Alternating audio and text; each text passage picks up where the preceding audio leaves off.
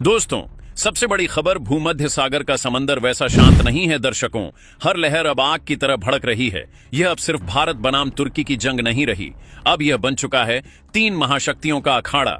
एक तरफ तुर्की, जो खुद को इस सागर का बादशाह समझता था, जिसे यकीन था कि यहां उसकी एक दहाड़ से हवाएं भी दिशा बदल देती हैं। दूसरी तरफ भारत, जिसने एक एक शब्द में साफ कर दिया कि समंदर किसी की जागीर नहीं होता, जो लहरें उठती हैं वह सबका रास्ता बनाती हैं।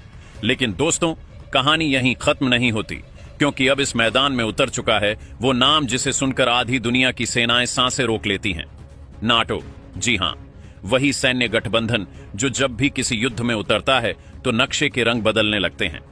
अब नाटो की जहाजों की गड़गड़ाहट भूमध्य सागर में गूंज रही है और पूरी दुनिया पूछ रही है, क्या यह टकराव सिर्फ भारत तुर्की तक सीमित रहेगा, या फिर यह बन जाएगा वो चिंगारी जो तीसरे विश्व युद्ध की शुरुआत लिख देगी।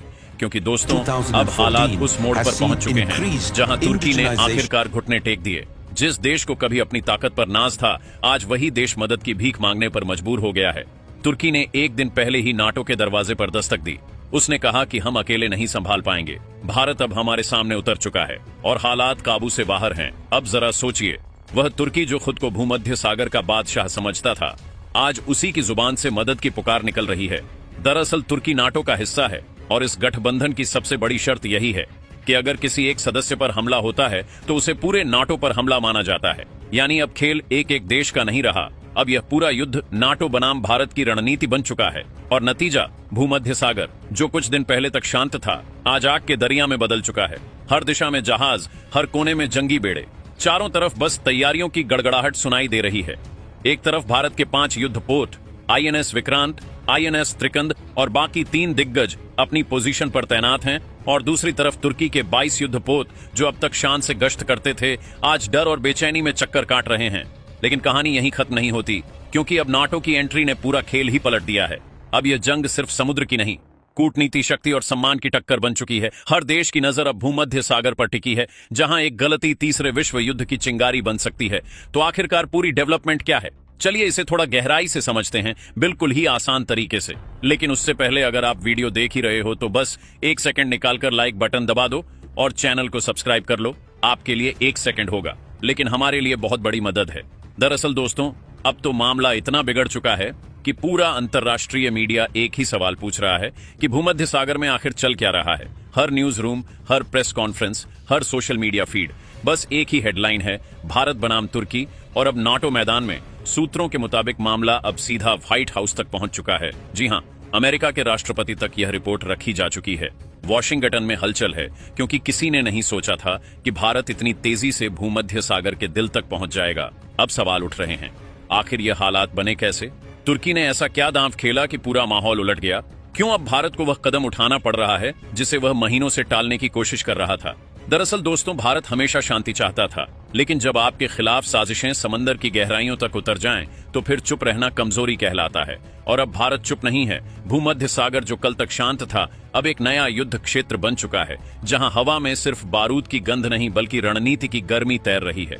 नाटो की एंट्री ने इस पूरी कहानी का रुख पलट दिया है। अब यह सिर्फ 2 देशों की तनातनी नहीं, बल्कि एक वैश्विक शक्ति संतुलन का मुकाबला बन चुका है।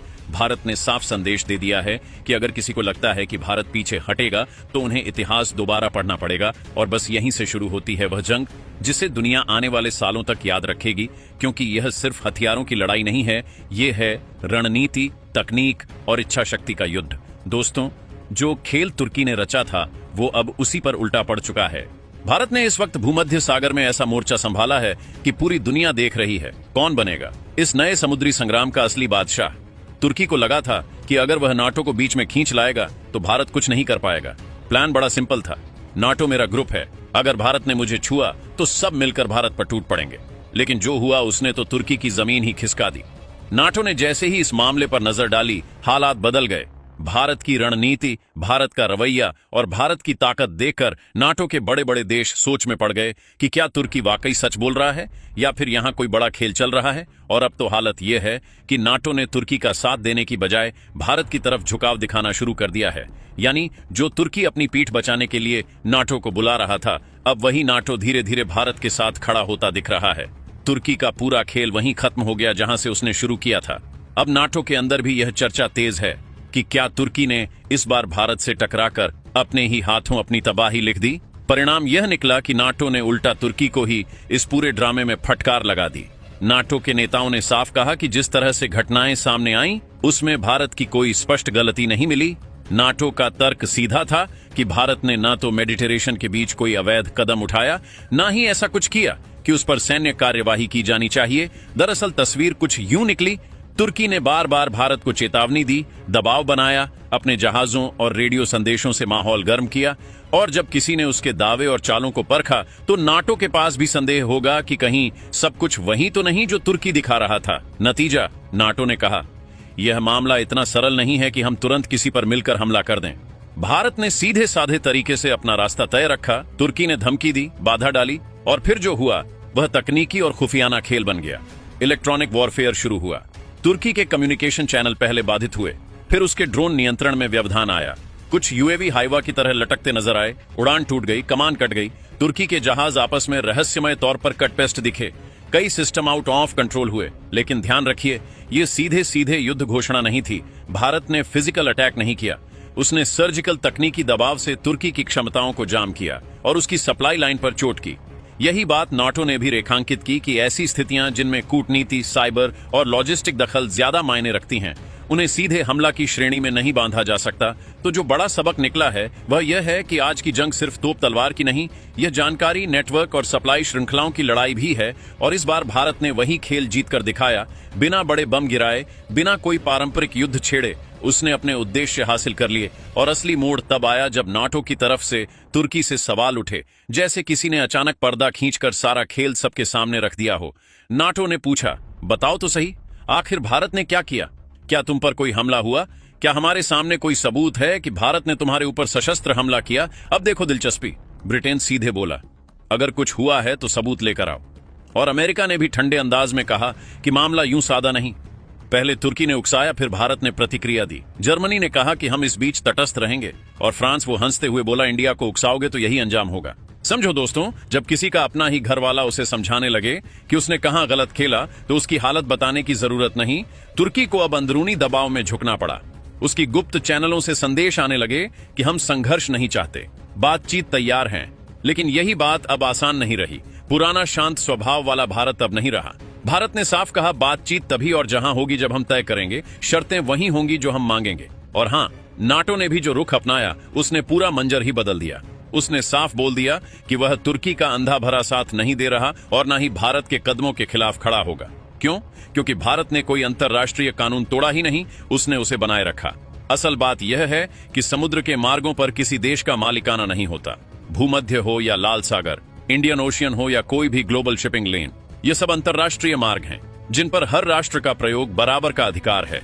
अगर कोई देश इन पानी के रास्तों पर एक तरफा हक जताने की कोशिश करता है तो वह अंतर्राष्ट्रीय नियमों के खिलाफ जाता है।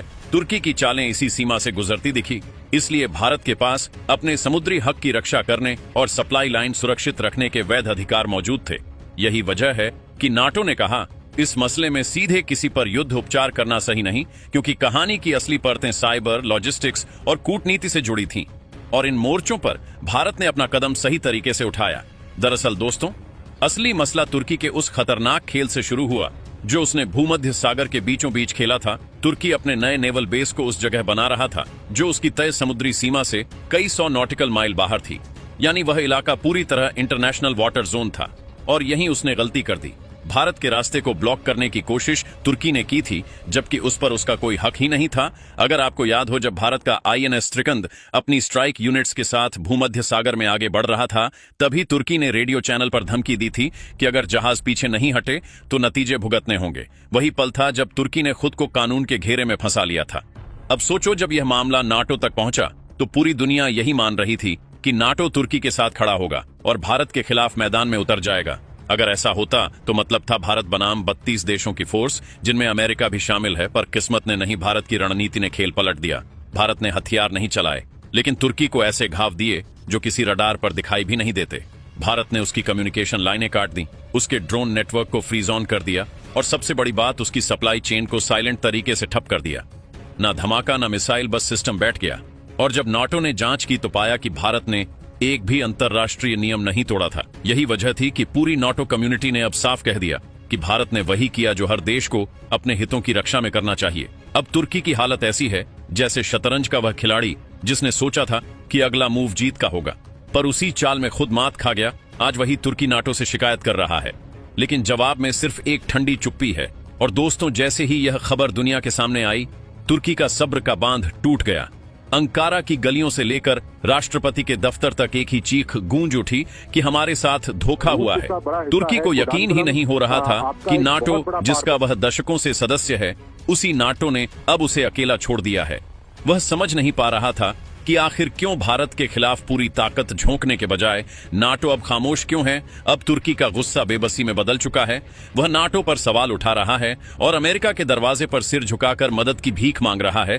तुर्की को लग रहा है कि अगर कोई अब उसे इस डूबती साख से बचा सकता है तो वह सिर्फ अमेरिका है। दरअसल अमेरिका और भारत के बीच पहले से ही एक आर्थिक खींचतान चल रही है। ट्रंप प्रशासन भारत के बढ़ते प्रभाव से पहले ही बेचैन है। तुर्की इसी दरार का फायदा उठाने की कोशिश कर रहा है। वह चाहता है कि अमेरिका भारत से भिड़ जाए और वह इस जंग में अपनी खोई इज्जत वापस पा ले। तुर्की ने अपने शीर्ष अधिकारियों को सीधे वॉशिंगटन डीसी भेज दिया है। मकसद साफ है, अमेरिकी राष्ट्रपति और डिफेंस सेक्रेटरी से मुलाकात कर भूमध्य सागर में अमेरिकी सेना की एंट्री करवाना। तुर्की चाहता है कि फिर से वही पुरानी दादागिरी लौट आए। लेकिन दोस्तों, सच्चाई यह है, अब भूमध्य सागर किसी की बपौती नहीं रहा। यह वह रास्ता है जहां से पूरी दुनिया का व्यापार गुजरता है, अमेरिका का भी, यूरोप का भी और एशिया का भी। यहां कोई भी देश अगर अपने झंडे की धौंस जमाने की कोशिश करेगा तो पूरी दुनिया उसके खिलाफ खड़ी हो जाएगी। अब तुर्की के पास बचा ही क्या है? नाटो ने मुंह मोड़ लिया, अमेरिका ने अब तक जवाब नहीं दिया और भारत हर फ्रंट पर आगे निकल चुका है। हताशा में डूबा तुर्की अब नाटो के भीतर ही विद्रोह की बातें कर रहा है। वो कह रहा है कि अगर नाटो में हमारे साथ इंसाफ नहीं हुआ तो हम अपनी सदस्यता वापस ले लेंगे। लेकिन सवाल यह है दोस्तों, क्या सच में तुर्की में अब वो ताकत बची है कि वह नाटो जैसे गठबंधन से बाहर जाकर खुद को जिंदा रख सके, या फिर भारत ने उसे उस मोड़ पर ला खड़ा किया है जहां अब वापसी का रास्ता ही नहीं बचा? इसके अलावा दोस्तों, अब इस कहानी में एक और नया मोड़ आया है, क्योंकि तुर्की खुलकर यूनाइटेड नेशन के मैदान में कूद चुका है। जी हां, वही तुर्की जो मौका मिलते ही भारत के खिलाफ बोलने से पीछे नहीं हटता। इस बार उसने बाकायदा 18 देशों का एक संगठन खड़ा कर दिया है और इनमें से करीब 12 देश मुस्लिम नेशन हैं। तुर्की का दावा है कि भारत को यूएन की स्थायी सदस्यता कभी नहीं मिलनी चाहिए। क्यों? क्योंकि अगर भारत स्थायी सदस्य बन गया तो गल्फ देशों के लिए वह खतरा बन जाएगा। तुर्की की सोच साफ है, वह भारत को एक हिंदू राष्ट्र मानता है और इसीलिए हर बार भारत की राह रोकने की कोशिश करता है।